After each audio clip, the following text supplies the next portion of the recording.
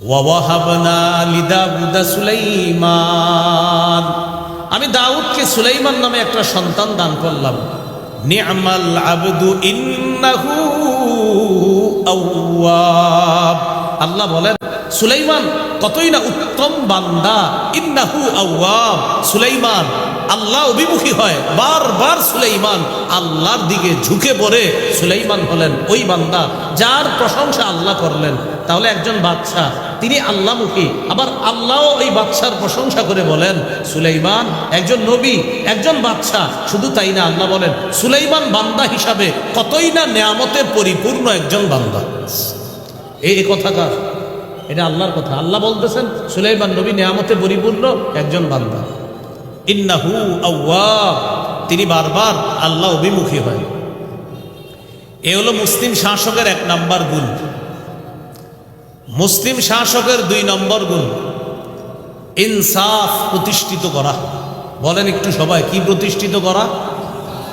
এটা তার 2 নম্বর বৈশিষ্ট্য। তিনি সমাজে, এলাকায়, ওয়ার্ডে, থানায়, জেলায়, রাষ্ট্রে ইনসাফ প্রতিষ্ঠিত করা, এটা মুসলিম শাসক যিনি হবেন তার 2য় গুণ, 2য় বৈশিষ্ট্য।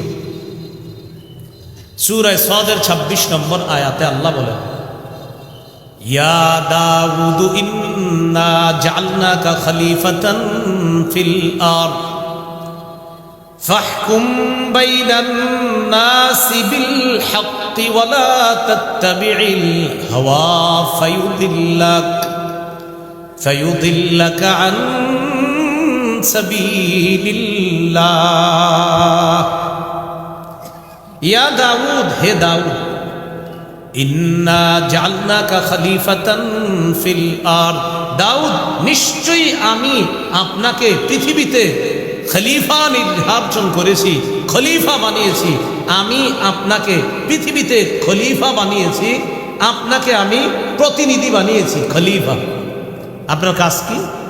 ফাহকুম বাইনান নাসি বিল হক, মানুষের মাঝে ইনসাফ প্রতিষ্ঠিত করবেন, মানুষের মাঝে বিচার করবেন, সঠিক বিচার, ইনসাফ করবেন। ওয়ালা তাত্তাবি'ল হাওয়া, কুপ্রবৃত্তির অনুসরণ করবেন না, যেটা সঠিক সেটাই বিচার করবেন।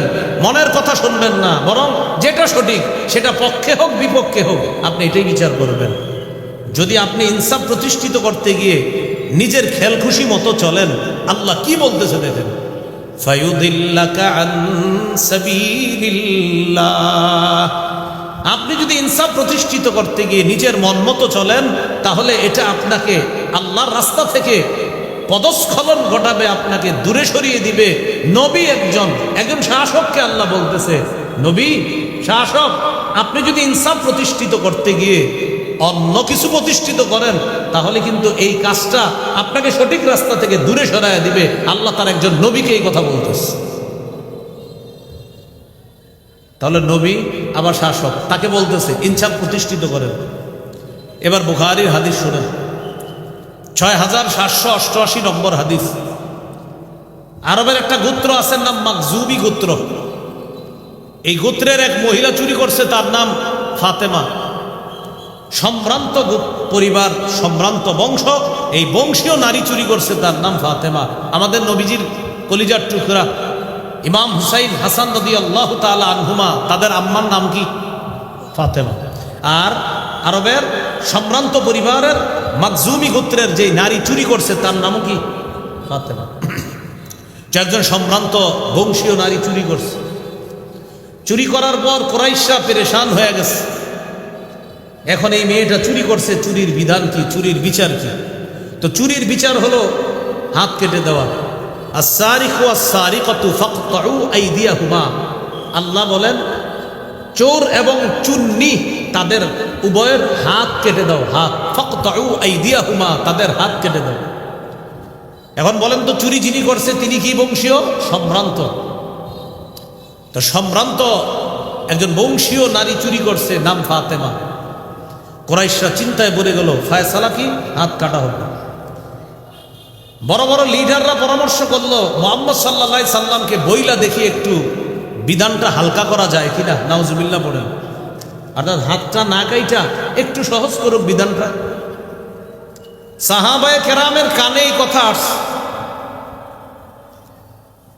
আরবের সম্ভ্রান্ত বংশীয় নারী মাকজুমি গোত্রের নারী ফাতেমা চুরি করছে, ইসলামী বিধান অনুযায়ী তার হাত কাটা হবে। সাহাবায়ে কেরামও চিন্তায় পড়ে গেলেন কি করা। তখন সাহাবীরা চিন্তা করলেন, নবীজির কাছে দেখি না গিয়ে একটু বইলা একটু বিধানটা হালকা করা যায় কিনা। কিন্তু সাহাবীরা কেউ সাহস করতেছে না যে আল্লাহ রসুলকে এই কথা বলার সাহস কার, যে বিধান হালকা করার। নবীজি একজন নাতি আছে যায়েদ বিন হারেসা রাদিয়াল্লাহু তাআলা আনহুর ছেলে, পালক পুত্র যায়েদ বিন হারেসা, তার ছেলের নাম উসামা ইবনে যায়েদ। তো সম্পর্কে নবীর নাতি। এই উসামা নবীজিকে দাদা ডাকতেন। উসামা রাদিয়াল্লাহু তাআলা আনহুকে নবী খুব ভালোবাসতেন, মহব্বত করতেন, রানের উপর বসাইতেন। হাসান হুসাইনকে যেমন আদর করতেন, উসামা রাদিয়াল্লাহু তাআলা আনহুকেও নাতি হিসাবে নবী খুব মহব্বত করতেন। হাদিসে আসছে হিব্বু রাসূলিল্লাহ, হিব্বুন শব্দের বাংলা হলো আস্তাবাজন, ভালোবাসার পাত্র। হাদিসে আসছে উসামা হলেন আল্লাহ রসুলের ভালোবাসার পাত্র। সাহাবীরা কি করলেন? পরামর্শ করে বললেন, ওয়ামাই ইয়াজতারিউ আলাইহি ইল্লা উসামা ইবনে যায়েদ। সাহাবীরা বললেন, এই দুঃসাহস উসামা ছাড়া কেউ করতে পারে না। উসামাই পারে নবীজির কাছে গিয়ে এই ব্যাপারে কথা বলতে, কারণ নবী তারে খুব ভালোবাসে। এই জন্য নবীজি সাল্লাল্লাহু আলাইহি সাল্লামের কাছে যদি উসামা যায়, নবী তো মহব্বত করে, এই জন্য উসামা বললে নবীজি রাগ করবে না। আমরা কেউ কিছু গিয়ে বললে রাগ হয়ে যেতে পারে। উসামা রাদিয়াল্লাহু তাআলা নবীজির কাছে গেছেন। যাওয়ার পরে রাসূলুল্লাহ সাল্লাল্লাহু আলাইহি সাল্লামকে বিষয়টা জানাইলেন। জানানোর পর নবীজি বুঝতে পারছে যে বড়রা সাহস না কইরা ওরে পাঠাইছে আমার কাছে। নবীজি বাহির হয়ে আসলেন। আসার পর সবার সামনে দাঁড়ায়া বললেন, তোমরা আমার কাছে উসামাকে পাঠাইছো বিধান শিথিল করার জন্য। আল্লাহর কসম, যার হাতে আমার জান, লাউ আন্না ফাতিমাতা বিনতা মুহাম্মাদিন সাল্লাল্লাহু আলাইহি ওয়াসাল্লাম সারাকাত লাকাতা মুহাম্মাদুন ইয়াদাহা। আজকে একজন সম্ভ্রান্ত বংশীয় ফাতেমা নামে যে মেয়েটা চুরি করছে, বিধান অনুযায়ী তার হাত কাটা হবে। এই বিধান তোমরা শিথিল করার জন্য পরামর্শ করেছ। আল্লাহর কসম, আমি মুহাম্মদের মেয়ে ফাতেমা যদি চুরি করত, আমার চেয়ে সম্ভ্রান্ত কেউ নাই পৃথিবীতে, আমার নবীর চেয়ে সম্ভ্রান্ত কেউ নাই, ছিল না, ভবিষ্যতেও আসবে না।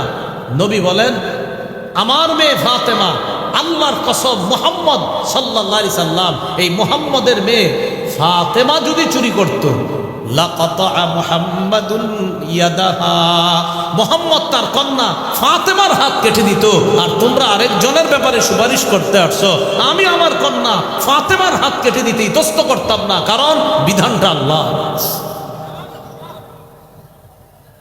মুসলিম শাসকের 2 নাম্বার গুণ ইনসাফ প্রতিষ্ঠিত করা। কি প্রতিষ্ঠিত করা? ইনসাফ। যেটা ইনসাফ সেটাই প্রতিষ্ঠিত করা। এখানে কোনো প্রকারের বেইনসাফির কোনো সুযোগ নাই। এটা হলো চুরির বিচার। এখন আপনি চুরির বিচারের দায়িত্ব কারে দিতে চান বলেন? চুরির বিচারের দায়িত্ব আপনি কাকে দিতে চান? আল্লাহ আমাদেরকে বুঝার তৌফিক দান করেন। মুসলিম শাসকের 3 নাম্বার গুণ, অন্যায়ের পথ পরিহার করে ন্যায়ের পথে চলা। অন্যায়ের পথ পরিহার করে ন্যায়ের পথে চলা। এখানে আরেকটা সুন্দর বাংলা আছে। মুসলিম শাসকের 3 নাম্বার বৈশিষ্ট্য, তিনি জাতির সংশোধনের কাজ করবে। মুসলিম শাসক জাতির সংশোধনের কাজ করবে। এটার আরবি হলো ইসলাহ। বিপরীতে একটা আরবি আছে, নাম হলো ইফসাদ। ইফসাদ মানে অনর্থ সৃষ্টি করা, ফাসাদ সৃষ্টি করা, জাতির মধ্যে বিভক্তি তৈরি করা। ইসলাহ মানে জাতিকে সংশোধন করা। এটা মুসলিম শাসকের 3 নাম্বার গুণ। তার মধ্যে ইসলাহ হবে, তিনি ইসলাহের যোগ্যতা রাখবে। এর মানে তিনি অন্যকে সংশোধন করার যোগ্যতা রাখবে। এটা মুসলিম শাসকের 3 নাম্বার গুণ। সূরা আরাফের 142 নম্বর আয়াত। মুসা আলাইহিস সালামকে আল্লাহ তাওরাত কিতাব দিবে। আল্লাহ তাআলা নিয়ে গেলেন পাহাড়ে, তুর পাহাড়ে গিয়ে তিনি ইতিকাফ করবে 30 রাত। 30 রাত ইতিকাফ করার পর আল্লাহ তাকে তাওরাত কিতাব দিবে। তো 30 রাত হওয়ার পর আল্লাহ আরো 10 দিন বাড়ায়া দিলেন, এ হলো 40। মোট 40 দিন পাহাড়ে রাখলেন, ইতিকাফ করলেন। তারপর মুসা নবীকে আল্লাহ তাওরাত কিতাব দিলেন। আয়াতটা এইভাবে আছে কোরআনে, ওয়া'আদনা মুসা 30 লাইলা। আমি মুসাকে 30 রাতের ওয়াদা করলাম। ফাতমামনাহা বিআশরিন ফাতাম্মা মিকাতু রাব্বিহি 40 লাইলা। আমি আরো 10 দিয়ে 30কে পূর্ণ করলাম। এর মানে 30-এর সাথে আরো 10 অ্যাড করলাম, তো 30-এ আর 10-এ কত হয়? 40। এই হলো মুসা নবী তার রবের সাথে যে ওয়াদাকৃত সময়টা, এটা মোট 40 দিনে পুরা হলো। মুসা নবী তার জাতির কাছ থেকে যখন বিদায় নিয়ে চলে যাবে তুর পাহাড়ে তাওরাত কিতাব আনার জন্য, তো জাতির দায়িত্ব কাকে দিবে? মুসা নবী তার ভাই হারুন নবীকে বললেন, وقال موسى لأخيه هارون اخلفني في قومي। মুসা নবী তার ভাই হারুনকে বললেন, ভাই হারুন, আমার অনুপস্থিতিতে আমার এই জাতির দায়িত্ব পালন করবেন, আপনি আমার প্রতিনিধিত্ব করবেন। আর আপনি কি করবেন? ওয়াসলিহ, আপনি সংশোধন করবেন, আপনি ন্যায়ের পথে চলবেন, আপনি জাতিকে সঠিক পথে পরিচালিত করবেন। ওয়ালা তাত্তাবি' সাবিলাল মুফসিদিন, যারা ফাসাদ সৃষ্টি করে আপনি তাদের রাস্তা অনুসরণ করবেন না। মুসলিম শাসকের 3 নাম্বার গুণ, তিনি অন্যায়ের পথ পরিহার করবে, ন্যায়ের পথে চলবে। তিনি ইফসাদের পথ পরিহার করবে, মানে ফাসাদ সৃষ্টি হাঙ্গামার পথ পরিহার করে ইসলাহ তথা সংশোধনের পথে তিনি জাতিকে পরিচালনা করবে। এটা হলো মুসলিম শাসকের 3 নাম্বার গুণ। মুসলিম শাসকের 4 নাম্বার গুণ, এটা গুরুত্বপূর্ণ। বাংলাটা আমার সাথে একটু বলেন, তাহলে মনে থাকবে। বলেন, শিষ্টের লালন, দুষ্টের দমন। কি বললাম? শিষ্টের লালন, দুষ্টের দমন, মানে যে ভালো করবে তার সাথে মুসলিম শাসক ভালো আচরণ করবে, যে খারাপ করবে তাকে যেভাবে আপনার দমন করা যায় সেভাবে দমন করতে হবে, জেলখানায় নিতে হলে নিতে হবে। অর্থাৎ যেইভাবে তাকে দমন করা যায়, এটা একজন আদর্শ মুসলিম শাসকের 4 নাম্বার গুণ বা বৈশিষ্ট্য। খারাপ যারা তাদেরকে দমন করতে হবে, আর ভালো যারা তাদেরকে লালন করতে হবে। ভালোকে লালন আর খারাপকে দমন করা। কিন্তু আমরা দেখি উল্টাটা হয় এই যুগে, যারা খারাপ তাদেরকে লালন করা হয়, যারা ভালো তাদেরকে দমন করা হয়। এটা হওয়া যাবে না। ভালোকে লালন করতে হবে, খারাপকে দমন করতে হবে।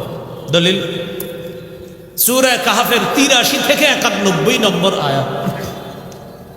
এই আয়াতে আল্লাহ পাক রব্বুল আলামিন যুলকারনাইন বাদশার ঐতিহাসিক মোট 3টি সফরের কথা আল্লাহ আলোচনা করেছেন।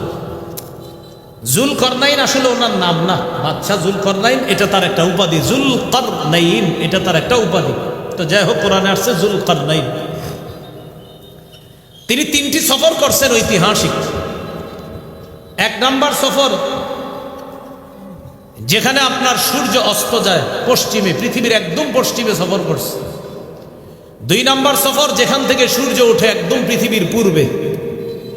3 নাম্বার সফর করেছে, সফরের কথা কোরআনে আছে, কিন্তু কোথায় সফর করছে এটা কোরআনে নাই। পূর্ব পশ্চিমের কথা কোরআনে আছে, কিন্তু 3য় সফরের কথা কোরআনে আছে, কিন্তু কোন দিকে আছে এটা নাই। বলেন তো সফর কয়টা? কয় দিকের কথা আছে কোরআনে? 3য় সফরের দিকের কথা কোরআনে নাই। মুফাসসিরিনে কেরাম গবেষণা করে বলেন যে 3য় সফরটা হয়েছে উত্তর দিকে। কোন দিকে? তাহলে প্রথম সফরটা পশ্চিমে, 2য় সফরটা পূর্বে, 3য় সফরটা কোরআনে উল্লেখ নাই। মুফাসসিরিনে কেরাম গবেষণা করে বলেন 3 নাম্বার সফরটা হয়েছে কোন দিকে? উত্তর দিকে। আল্লাহ বলেন, ওয়াসআলুনাকা আন যিল কারনাইন কুল সাআতলু আলাইকুম মিনহু যিকরা।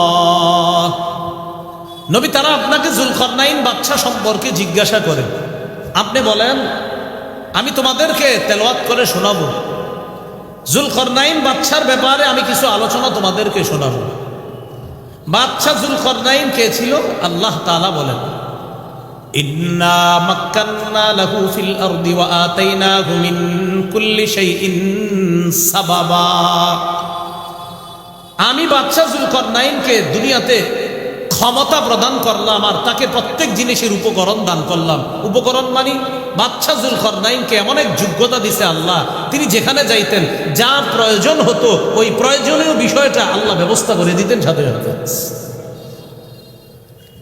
এইভাবে তিনি একদিন কি করলেন, ফাতবাআ সাবাবা, একটা পথ তিনি অবলম্বন করলেন, একটা উপায় অবলম্বন করলেন। পৃথিবীর পশ্চিমে তিনি রওনা করলেন, তিনি সফর করবেন। সফর করতে করতে হাত্তা ইদা বালাগা মাগরিবাশ শামস, সফর করতে করতে একদম সূর্য অস্ত যাওয়ার স্থানে চলে গেলেন। ওয়াজাদাহা তাগরুবু ফি আইনিন হামিআ, তিনি দেখলেন সূর্যটা একটা কাদাযুক্ত জলাশয়ের মধ্যে অস্ত যাচ্ছে। পৃথিবীর পশ্চিমে গিয়ে বাদশা দেখলেন সূর্যটা যেন একটা কাদাযুক্ত জলাশয়ের মধ্যে অস্ত যাচ্ছে, সূর্যটা হারিয়ে যাচ্ছে। তো দেখলেন কালো আর কাদাযুক্ত একটা পানির মতো যেন এটার নিচে সূর্যটা বিলীন হয়ে যাচ্ছে। পৃথিবীর একদম পশ্চিমের ঘটনায় ওয়াজাদা ইনদাহা কওমা, সমুদ্র পারে মানে পৃথিবীর যেখানে সূর্যটা অস্ত যায় ঠিক এর এই পাশে তিনি একটা জাতি পাইলেন। তার মানে পৃথিবীর একদম পশ্চিম প্রান্তে একটা জাতি পাইলেন।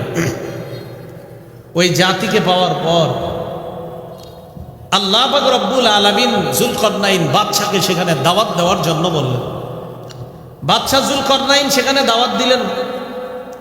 দাওয়াত দেওয়ার পর তাদেরকে কালিমার দাওয়াত দিলেন, তাওহীদের দাওয়াত দিলেন। কিন্তু তাদের মধ্যে কিছু মানুষ দাওয়াত গ্রহণ করে, কিছু মানুষ দাওয়াত গ্রহণ করে না। আল্লাহ পাক রব্বুল আলামিন বলেন, কুলনা ইয়া যাল করনাইনি ইম্মা আন তুআযযিবা ওয়া ইম্মা আন তাত্তাখিযা ফীহিম হুসনা। আমি যুলকারনাইন বাদশাকে বললাম, ও যুলকারনাইন, হয়তো আপনি তাদেরকে শাস্তি দেন, না হয় তাদের ব্যাপারে ভালো কিছু আপনি গ্রহণ করেন। বাদশা যুলকারনাইন কি করলেন, উনি চিন্তা করলেন আমি তাদেরকে দাওয়াত দিব, দাওয়াত গ্রহণ করার পর যারা আমার কথা শুনবে তারা ভালো, তাদের সাথে আমি সুন্দর আচরণ করব। এটা হলো শিষ্টের লালন। আর যারা আমার কথা না শুই না, আল্লাহর সাথে শিরিক করবে এবং জুলুম করবে, তাদেরকে আমি দমন করব। এটা হলো দুষ্টের দমন। তো যুলকারনাইন বাদশাকে এই কথা বলার পর তিনি বললেন, আল্লাহ তাদের ব্যাপারে আমার ফয়সালা হলো এই, আম্মা মান যালামা ফাসাউফা নুআযযিবুহু সুম্মা ইউরাদ্দু ইলা রাব্বিহি ফায়ুআযযিবুহু আযাবান নুকরা। আল্লাহ যারা জালেম, যারা জুলুম করবে আমি তাদেরকে কঠিন শাস্তি দিব, যারা জুলুম করবে আমি তাদেরকে কঠিন শাস্তি দিব। আমি দাওয়াত দেওয়ার পর গ্রহণ না করে যদি উল্টা তারা জুলুম করে আমি তাদেরকে কঠিন শাস্তি দিব। এটাকে বলা হয় দুষ্টের দমন। তাহলে জালেম দমন করা এটা উচিত, এটা দুষ্টের দমন। পাশাপাশি ওয়া আম্মা মান আমানা ওয়া আমিলা সালিহা, আর যে ঈমান আনবে আর নেক কাজ করবে, ফালাহু জাযাআনিল হুসনা, তার জন্য রয়েছে উত্তম প্রতিদান, তার সাথে আমি সুন্দর আচরণ করব। আমরা যে জিনিসটা শিখলাম, শিষ্টের লালন, দুষ্টের দমন।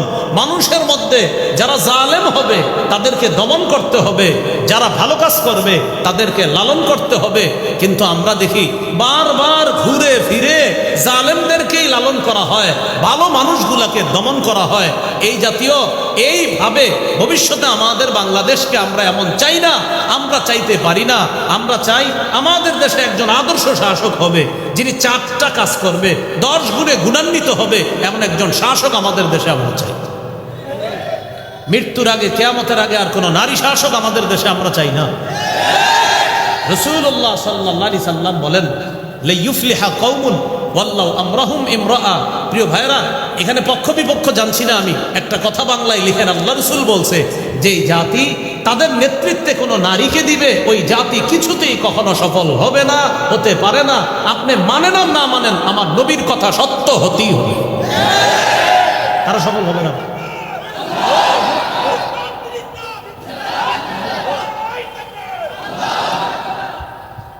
তাহলে 4 নম্বর গুণ শিষ্টের লালন, দুষ্টের দমন, মানে ভালোকে লালন করা, খারাপকে দমন করা। এটা মুসলিম শাসকের 4 নম্বর বৈশিষ্ট্য। মুসলিম শাসকের 5 নম্বর গুণ কি হবে? ও পরবর্তী আরেকটা সফর, জুলকরনাইন বাদশার পরের যে সফরটা, সেই সফরটা হয়েছিল আপনার পূর্ব পাশে। তো পূর্ব পাশে সফর হওয়ার পর সেখানে সূর্য উদিত হয়, সেখানেও তিনি সেম আল্লাহ বলছে দাওয়াত দেওয়ার জন্য, তিনি সেখানেও দুই সিদ্ধান্ত গ্রহণ করলেন। আমি দাওয়াত দেওয়ার পর যারা জালেম হবে তাদেরকে আমি দমন করব, আর যারা জালেম হবে না তাদেরকে আমি লালন করব। এটা ছিল তার দ্বিতীয় সফর। 3 নাম্বার সফরটা ছিল উত্তর দিকে। সেখানে তিনি যাইতে যাইতে হাত্তা ইদা বালাগবাইনা সাদ্দাইন, 2 পাহাড়ের মাঝখানে তিনি পৌঁছলেন। ওই পাহাড়ের মাঝখানে পৌঁছার পর এক জাতি পাইলেন, যেই জাতি জুলকরনাইন বাদশার কথা বুঝে না, তিনিও তাদের কথা বুঝে না। বাদশাহ জুলকরনাইন দুভাষীর মাধ্যমে তাদের সাথে কথা বললেন, এক বর্ণনা, আরেকটা হলো ইশারায় তাদের সাথে কথা বললেন। ওই জাতি বাদশাকে বললেন, আপনার কাছে আমরা একটা কথা পেশ করতে চাই। কই কি কথা? কই সেই কথাটা হলো এই, ইন্না ইয়াজুজ ওয়া মাজুজ ফিল আরদ মুফসিদুনা ফিল আরদ। পাহাড়ের ওই পাশে 2টা জাতি আছে, একটার নাম ইয়াজুজ আর একটার নাম মাজুজ। তারা দুনিয়াতে খুব ফাসাদ সৃষ্টি করে, আমাদের ঘর বাড়িতে রাতের বেলা আইসা ডাকাতি করে, ছিনতাই করে, আমাদের সম্পদ লুট করে নিয়ে চলে যায়। এটা বাদশাকে তারা জানাইলেন। বাদশা বললেন, আমি কি করতে পারি? তারা বললেন, আপনি যদি তাদের মাঝে আর আমাদের মাঝে একটা প্রাচীর নির্ধারণ করে দিতেন, একটা প্রাচীর বানায়া দিতেন, আমাদের জন্য ভালো হইত। এখান থেকে আমরা মুসলিম শাসকের 5 নাম্বার গুণ জানব। মুসলিম শাসকের 5 নাম্বার গুণ হলো জনগণের জন্য অকাতরে বিলিয়ে দেওয়া। বলেন, জনগণের জন্য অকাতরে বিলিয়ে দেওয়া। তো ওই জাতি যখন বলল আমাদেরকে একটা প্রাচীর করে দেন, প্রাচীর করে দেওয়ার জন্য আপনার যা যা লাগবে আমরা আপনাকে দিব, যদি কোনো ট্যাক্স চান, কিছু চান, আমরা আপনাকে দিব। এটা বাদশাকে অফার করলো তারা। বাদশা বললেন, না না, কোনো ট্যাক্স দিতে হবে না, কিচ্ছু দিতে হবে না, আমি তোমাদের সমস্ত খরচ বহন করব। এখানে প্রাচীর নির্মাণ করার জন্য যা যা লাগে আল্লাহ আমাকে দিয়েছেন, আমি সব দান করব। জনগণের জন্য কি করা? অকাতরে বিলিয়ে দেওয়া 5 নাম্বার বৈশিষ্ট্য। তো আমাদের অবস্থা হলো এমন, একটা ছোট্ট রাস্তা করবে, এখানে রাস্তার টেন্ডার হয়ে গেছে, আগামী শুক্রবার থেকে কাজ শুরু হবে। এই রাস্তার কাজ শুরু হওয়ার আগে রাস্তার আশেপাশে যে ঘরবাড়ি, এদের কাছে গিয়ে বলে প্রত্যেক পরিবার 10,000 টাকা করে দিতে হবে। আরে ভাই, কেন 10,000 টাকা দিতে হবে? মানে এটা সরকারি রাস্তা হবে, আমরা কেন 10,000 করে দিব? দিচ্ছে। সরকারি খাম্বা বসবে, ওই খাম্বা বসানোর আগে যারা যারা বিদ্যুৎ দিবেন এদের কাছে এসে বলে জন প্রতি 7,000 টাকা করে দিতে হবে। শুধু শুধু টেন্ডার কিন্তু নিয়ে আসা হয়েছে। এই টাকাটা এটা ফাও নেওয়া হয় এবং এটা যাদের পকেটে যায়, অন্যায়ভাবে যায়, জনগণের টাকা চুরি করে এটা নেওয়া হয়। কেন? আপনি তো টেন্ডার পেয়েছেন, সরকারের টাকা, আপনি এটা করবেন জনগণের জন্য, কেন আবার বলবেন যে পাশে যে ঘর বাড়িগুলা এরা প্রত্যেকে এই পরিমাণ টাকা দিতে হবে? আল্লাহ আমাদেরকে হেফাজত করেন। এটা আর কি, এটা হলো আপনার একটা, এটা আউট ইনকাম। কি ইনকাম? এটা আউট। এটা হলো পাতি পাতি যারা আছে ছেসরা টাইপের, এদের ইনকাম এটা। বাদশাহ জুলকরনাইন কি বললেন? আমি প্রাচীর নির্মাণ করে দিব, কিচ্ছু লাগবে না, তোমরা একটু সহযোগিতা করতে পারবানি আমাকে? কি সহযোগিতা? আইনুনি বিকুওয়াতিন, তোমরা একটু শক্তি খরচ হবে, ওই যে লোহার পাতগুলা দেখা যায়, এই পাতগুলা একটু আইনা দিবা, পারবা? কখনো সমস্যা নাই, অনেক শক্তিশালী জাতি, পাত আইনা দিবা। আজআল বাইনাকুম ওয়া বাইনাহুম রদমা, আমি তোমাদের মাঝে আর তাদের মাঝে একটা প্রাচীর নির্মাণ করে দিব, তোমরা নিয়ে আসো। লোহার পাত আনার পর 2 পাহাড়ের মাঝখানে এই পাতগুলা রাখতে রাখতে 2 পাহাড়ের মাঝখানের ফাঁকা জায়গাটা লোহার পাত দিয়ে পূরণ করা হয়ে গেছে। এবার এই পাতগুলা একটা আরেকটার সাথে পার্টিশন দিতে হবে, রেখে দিলেই তো হবে না, বা কারণ ইয়াজুজ মাজুজ এসে আবার ধাক্কা দিলে পড়ে যেতে পারে। ইটগুলা যদি শুধু গেঁথে রাখেন আর যদি এটা দিয়ে সিমেন্ট টিমেন্ট না দেন, প্রলেপ না দেন, থাকবে না, পড়ে যাবে। তো লোহার পাতগুলা দিয়ে আল্লাহ বলছে হাত্তা ইদা সাওয়া বাইনা সাদাফাইন, 2 পাহাড়ের একদম উঁচু স্থানের একদম বরাবর হয়ে গেল লোহার পাত। জুলকরনাইন বাদশা বললেন, এক কাজ করো, উনফুখু, তোমরা আগুন জ্বালাও, ওই আগুনের মধ্যে হাওয়া দাও। ওই যেটা দেখবেন, ওই যে হাপর যারা বানায়, দাঁড় কুড়াল টুড়াল বানায় না, এরা কি করে দেবে, এটা ওখান থেকে আসছে, কিন্তু ফুদাও আগুনের মধ্যে, আগুনের তাপ বাড়াও। তা আগুনের মধ্যে দেওয়ার পর এবার এক কাজ করো, সীসা গলাও। কোনো বর্ণনায় অন্য কিছু আসছে, ওটা গলাও, গলানোর পর এটা আমার কাছে দাও। দেওয়ার পর বাদশাহ জুলকরনাইন কি করলেন, ওই গলিত যে অংশগুলা এগুলা আপনার ওই লোহাগুলার মাঝখানে দিয়ে দিলেন। তখন মজবুত একটা প্রাচীর দেয়াল তৈরি হয়ে গেল। তিনি তাদের কাছ থেকে কোনো কিছু গ্রহণ করলেন না, উল্টা নিজ খরচে ওই প্রাচীরটা তিনি নির্মাণ করে দিলেন। তাহলে মুসলিম শাসকের 5 নম্বর বৈশিষ্ট্য, সেটা হলো জনগণের জন্য অকাতরে বিলিয়ে দিবে। জনগণ আপনাকে বিশ্বাস করে, আপনি অকাতরে বিলিয়ে দিবেন। 6 নম্বর মুসলিম শাসকের 6 নম্বর বৈশিষ্ট্য গুণ হলো মানুষের জন্য কিছু করতে পারলে আল্লাহর শুকরিয়া আদায় করা। সূরা কাহফের 98 নম্বর আয়াতে আছে, যুলকারনাইন বাদশা মানুষের জন্য কিছু করতে পাইরা তিনি বললেন, রহমাতুম মির রব্বি, আমি যে তোমাদের জন্য কিছু করতে পারলাম এটা আমার রবের রহমত, দয়া। সুবহানাল্লাহ। আমি যে তোমাদের জন্য কিছু করতে পারলাম এটা আমার কোনো কৃতিত্ব না, রহমাতুম মির রব্বি, এটা আমার রবের পক্ষ থেকে দয়া। তাহলে 5 নাম্বার জনগণের জন্য অকাতরে বিলিয়ে দেওয়া। 6 নাম্বার জনপ্রতিনিধি জনগণের জন্য কিছু করতে পারলে নিজের ক্রেডিট না দেখানো, বরং এটা বলা আমার রবের অনুগ্রহ, দয়া, যে আমার রব দয়া করেছে তাই আপনাদের জন্য আমি কিছু করতে পারছি। এটা হলো 6 নাম্বার মুসলিম শাসকের। 7 নাম্বার গুণ রক্ষণাবেক্ষণের যোগ্যতা থাকা। রক্ষণাবেক্ষণের যোগ্যতা থাকা, হিসাব পাতি এইগুলা খুব ভালোভাবে বোঝার চেষ্টা করা। যেমন সূরা ইউসুফের 55 নম্বর আয়াতে আছে, ইউসুফ নবী জেলখানা থেকে বের হওয়ার পর মিশরের বাদশাকে গিয়ে বললেন, ইজআলনি আলা খাজাইনিল আরদ, খাদ্য ভাণ্ডারের দায়িত্বটা আমাকে দেন। খাদ্য ভাণ্ডারের দায়িত্ব এটা আমাকে দেন। এটা কে বললেন? ইউসুফ আলাইহিস সালাতু ওয়াস সালাম, যে খাদ্য ভাণ্ডার যেটা আছে এটার দায়িত্বটা আপনি আমাকে দেন। এই খাদ্য ভাণ্ডারের দায়িত্ব ইউসুফ আলাইহিস সালাতু ওয়াস সালাম চাইলেন। এখান থেকে একটা বিষয় বুঝে আসে, অযোগ্য মানুষে যখন এলাকা ভরে যাবে, যোগ্য ব্যক্তিরা তখন নেতৃত্ব চেয়ে নেওয়া যায়। এই কথাটা বুঝে ঠিক বললেন। অযোগ্য ব্যক্তি যখন ভরে যাবে তখন যোগ্য ব্যক্তি যারা তারা এগিয়ে এসে নেতৃত্ব নেওয়ার চেষ্টা করতে হবে। বুখারীর বর্ণনা, লা তাসআলিল ইমারা, তুমি নেতৃত্ব চেয়ে নিও না, বুখারীর বর্ণনা। আর কোরআনে আছে ইউসুফ নবী বলতেছে আমাকে আপনি খাদ্য মন্ত্রণালয়ের দায়িত্ব দেন। তো এক হাদিসে আছে দায়িত্ব চাওয়া যাবে না, আর কোরআনে আছে দায়িত্ব চাওয়া জায়েজ আছে। তাহলে দুইটা তো বিপরীত হয়ে গেল। এটার জবাব হলো দায়িত্ব চাওয়া যাবে না কখন?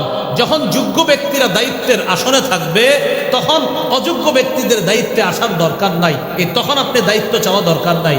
আর দায়িত্ব চাবেন কখন? যখন অযোগ্য ব্যক্তিরা যোগ্যতার আসনে বসে থাকবে তখন যোগ্য ব্যক্তিরা দায়িত্ব চেয়ে নেওয়া এটা জায়েজ আছে। যেমন ইউসুফ নবী চেয়ে নিছে আমাকে আপনি খাদ্য মন্ত্রণালয়ের দায়িত্ব দেন, অন্যদেরকে দিলে চুরি হবে, ডাকাতি হবে, আমাকে দিলে আমানতদারিতা রক্ষা হবে, চুরি হবে না, খাদ্য মন্ত্রণালয় সঠিকভাবে পরিচালনা হবে। এটা হলো সূরা ইউসুফের 55 নম্বর আয়াত। তাহলে রক্ষণাবেক্ষণের যোগ্যতা থাকা এটা হলো 7 নাম্বার গুণ, বৈশিষ্ট্য। মুসলিম শাসকের 8 নাম্বার গুণ, এটা আমার সাথে একটু বলেন, ঘুষ গ্রহণ করবে না। জোরে 3 বার বলেন, আরো জোরে বলেন, সুন্দর করে বলেন। এটা 8 নাম্বার গুণ, মুসলিম শাসক ঘুষ গ্রহণ করবে না। কি গ্রহণ করবে না? ঘুষ গ্রহণ করবে না। সূরা নামলের 35-36 নম্বর আয়াত, রানী বিলকিস সুলাইমান নবীর কাছে হাদিয়ার নামে ঘুষ পাঠাইছিল। কে? রানী বিলকিস। রানী বিলকিস সিদ্ধান্ত নিছে যে আমি আসলে বুঝতে পারছি বাদশাহ সুলাইমান উনি কোনো এলাকায় যখন যাবে ওই এলাকায় যারা অন্যায় করবে তাদেরকে উনি ঠিক মতো দাঁড়াতে দিবে না। তো রানী বিলকিস সর্বশেষ সিদ্ধান্ত নিল, আমি সিদ্ধান্ত নিছি আমি বাদশার কাছে যাব, তবে একটু পরীক্ষা করে নিই, তার কাছে কিছু হাদিয়া পাঠাবো। হাদিয়া পাঠানোর পর যদি দেখি গ্রহণ করে তাহলে বুঝবো তিনি দুনিয়াদার, আর আমি তখন বলবো দেখেন আপনার কাছে কিছু পাঠাইছি, আপনি এগুলা নিয়ে খুশি থাকেন, আপনি আপনার দায়িত্ব পালন করেন, আর আমাকে আমার রাজত্ব পরিচালনা করতে দেন। মানে রানী বিলকিসের কথা হলো কিছু দিয়া যদি সুলাইমান নবীরে থামানো যায় তো তিনিও ভালো থাকুক, আমিও ভালো থাকি। এটা রানী বিলকিসের আপনার চিন্তা। তো রানী বিলকিস বলতেছে, ইন্নী মুরসিলাতুন ইলাইহিম বিহাদিয়াত ফানাযিরাতুন বিমা ইয়ারজিউল মুরসালুন, আমি বাদশা সুলাইমানের কাছে হাদিয়া পাঠাবো, এরপরে দেখব দুধ যারা হাদিয়া নিয়ে যায় তারা কি নিয়ে ফিরে আসে। তাফসীরের কিতাব আসছে রানীর ইচ্ছা হলো তিনি যদি এইগুলো গ্রহণ করে তখন বলবো যাক আপনি যেহেতু গ্রহণ করছেন বোঝা গেল আমার ব্যাপারে আপনি খুশি আছেন, আমার রাজত্বে আপনি আর হাত বাড়ায়েন না, আমিও আপনারে নিয়ে আর কিছু বলবো না, আপনি ভালো থাকেন আমিও আমারটা ভালো থাকি, আপনিও খান আমিও খাই, এরকম আর কি বিষয়। তো দুধ যারা তারা আসছে সুলাইমান নবীর কাছে। ফালাম্মা জাআ সুলাইমান নবীর কাছে যখন দুধটা আসছে রানীর পক্ষ থেকে গিফট নিয়ে আসছে, সুলাইমান নবী বললেন তুমি দুনানি বিমাল, আমাকে সম্পদ দিয়ে সাহায্য করতে চাও? ফামা আতানি আল্লাহু খায়রুম মিম্মা আতাকুম, তোমাদেরকে আমার রব যা দিয়েছেন এর চাইতে আমাকে আল্লাহ যা দিয়েছেন অনেক গুণ বেশি উত্তম সম্পদ, ক্ষমতা, প্রভাব প্রতিপত্তি আল্লাহ আমাকে দিয়েছেন। তোমাদের এই হাদিয়ার চাইতে আমাকে আল্লাহ যা দিয়েছেন কোটি গুণ বেশি উত্তম। ফেরত নাও, যাও নিয়ে যাও, এগুলো নিয়ে যাও। ফেরত দিয়ে দিস। এজন্য মনে রাখবেন সব হাদিয়া হাদিয়া না, সব হাদিয়া কি না হাদিয়া না। ভালো থাকবে, সব হাদিয়া কি না। আচ্ছা ভাই ভালো আছেন, আমি একটা কাজটা করবো, একটু খেয়াল রাখেন বিষয়টা। এটা আপনার গিফট আপনার জন্য, এটা গিফট না ঘুষ নাকি এইভাবে দিয়া বলা যে একটু বিষয়টা একটু দেখেন। এটা আপনার এমনি নাউজুবিল্লাহ কিছু মনে করেন, আপনি নাউজুবিল্লাহ কিছু মনে করেন না, এটা কিন্তু আপনি এমনি খায়েন কিছু, আপনি নিয়ে যান, এটা আপনার বিশ্বাস করেন আমি এমনি দিছি, আপনি কিচ্ছু মনে করেন না, এটা হাদিয়া না, এটা ঘুষ। মুসলিম শাসকের ৮ নম্বর গুণ, তিনি ঘুষ গ্রহণ করবে না। মুসলিম শাসকের ৯ নম্বর গুণ, মুসলিম শাসক আমানতদার হবে। সুবহানাল্লাহ, কি হবে? আমানতদার হবে। সূরা নিসার ৫৮ নম্বর আয়াতে আল্লাহ বলেন ইন্নাল্লাহা ইয়া'মুরুকুম আন তু'আদ্দুল আমানাতি ইলা আহলিহা, নিশ্চয় আল্লাহ তোমাদেরকে আদেশ করেন আমানত যথাযথভাবে আদায় করে দেওয়ার জন্য। এটা হলো ৯ নম্বর বৈশিষ্ট্য। মুসলিম শাসক আমানতদার হবে। একটু আমার সাথে বলেন তাহলে মনে থাকবে। বলেন, মুসলিম শাসক জনগণের অধিকার যথাযথভাবে আদায় করা, এটা শাসকের জন্য আমানত। আমানতদার শাসক বলেন, নির্বাচন করা, নির্ধারণ করা, আমানতদার শাসকের পক্ষপাতিত্ব করা, বলেন জনগণের জন্য আমানত। শাসক জনগণের অধিকার রক্ষা করবে, এটা শাসকের আমানত। আর জনগণ সঠিক মানুষটাকে নির্বাচন করবে, এটা জনগণের আমানত। সহিহ বুখারীর বর্ণনা ৪২৩২ নম্বর হাদিসে রাসূল সাল্লাল্লাহু আলাইহি সাল্লাম বলেন ইযা দুইয়াতিল আমানাতু ফান্তাজিরিস সাআহ, আমানত যখন উঠিয়ে নেওয়া হবে কিয়ামতের অপেক্ষা করো। প্রশ্ন করা হলো, হুজুর আমানত কিভাবে উঠিয়ে নেওয়া হবে? নবী বললেন ইযা উসিদাল আমরু ইলা গায়রি আহলিহি ফান্তাজিরিস সাআহ, আমানত যখন উঠিয়ে নেওয়া হবে এটার ব্যাখ্যা হলো এই, অযোগ্য ব্যক্তিকে যখন নেতৃত্ব দেওয়া হবে তখন আমানত উঠিয়ে নেওয়া হবে, এটাই হবে কিয়ামতের আলামত। এজন্য মনে রাখবেন, অযোগ্য ব্যক্তিকে যোগ্যতার আসনে বসানো এটা আমাদের জন্য খেয়ানত, যোগ্য ব্যক্তিকে যোগ্যতার আসনে বসানো এটা আমাদের জন্য আমানত। আর যোগ্য ব্যক্তি যোগ্যতার আসনে বসে জনগণের অধিকার রক্ষা করা এটা ওই শাসকের জন্য আমানত। প্রত্যেকের আমানত প্রত্যেকে রক্ষা করতে হবে। আল্লাহ তৌফিক দান করেন। মুসনাদে আহমদের হাদিস, লা ঈমান লিমান লা আমানাত লাহ, যার আমানতদারিতা নাই তার কেমন যেন ঈমানই নাই, যার আমানতদারিতা নাই তার কেমন যেন ঈমান নাই। মুসলিম শাসকের ১০ নম্বর গুণ, কোরআন সুন্নাহ অনুযায়ী বিচার করবে। বলেন কি অনুযায়ী? হ্যাঁ, কি অনুযায়ী? কোরআন সুন্নাহ। সূরা মাইদা ৪৮, সূরা মাইদা ৪৯-৫০ নম্বর আয়াতে আল্লাহ বলেছেন আনিহকুম বাইনাহুম বিমা আনজালাল্লাহ, আল্লাহ যা নাজিল করেছে এই অনুযায়ী আপনি বিচার করবেন, ফয়সালা করবেন। শেষের দিকে আছে আফা হুকমাল জাহিলিয়াতি ইয়াবগুন, তারা কি জাহিলি নিয়ম কানুন চায়? তারা কি জাহিলি বিচার ব্যবস্থা কামনা করে? ওমান আহসানু মিনাল্লাহি হুকমা, আরে আল্লাহর চাইতে শ্রেষ্ঠ উত্তম বিচারক আর কে আছে? আল্লাহর বিচার সবচেয়ে সুন্দর বিচার, আল্লাহর বিচার উত্তম বিচার। তো মুসলিম শাসকের 10 নম্বর গুণ হলো তিনি কোরআন সুন্নাহ অনুযায়ী বিচার করবে। মুসলিম শাসকের কয় কাজ? 4 কাজ। কয় গুণ? 10 গুণ। 4 কাজ: নামাজ প্রতিষ্ঠিত করা, যাকাত আদায় করা, সৎ কাজের আদেশ করা, অসৎ কাজের নিষেধ করা। 10টি গুণ হলো: 1 নম্বর আল্লাহমুখী হওয়া, 2 নম্বর তিনি ইনসাফ প্রতিষ্ঠিত করা, 3 নম্বর অন্যায়ের পথ পরিহার করে ন্যায়ের পথে চলা, 4 নম্বর শিষ্টের লালন দুষ্টের দমন, 5 নম্বর জনগণের জন্য অকাতরে বিলিয়ে দেওয়া, 6 নম্বর জনগণের জন্য কিছু করতে পারলে বলা যে এটা আল্লাহর রহমত, আল্লাহর অনুগ্রহ, 7 নম্বর মুসলিম শাসক রক্ষণাবেক্ষণের যোগ্যতা থাকতে হবে, তিনি সব কিছু হেফাজতের গ্রহণযোগ্যতা তার মধ্যে থাকতে হবে, 8 নম্বর ঘুষ গ্রহণ করবে না, 9 নম্বর আমানতদার হবে, 10 নম্বর কোরআন সুন্নাহ অনুযায়ী তিনি বিচার করবে। এই 10টি গুণে গুণান্বিত আর 4 কাজের যোগ্যতা রাখে এমন একজন শাসক আমাদের দেশে খুব জরুরি। প্রত্যেকটা এলাকায়, ওয়ার্ডে, সমাজে, থানায়, রাষ্ট্রে, জেলায় এমন একজন মানুষ প্রতিনিধি জরুরি। আল্লাহ যেন এমন প্রতিনিধি তৈরি করে দেয়। আমিন। ওয়া আখিরু দাওয়ানা আনিল হামদুলিল্লাহি রাব্বিল আলামিন।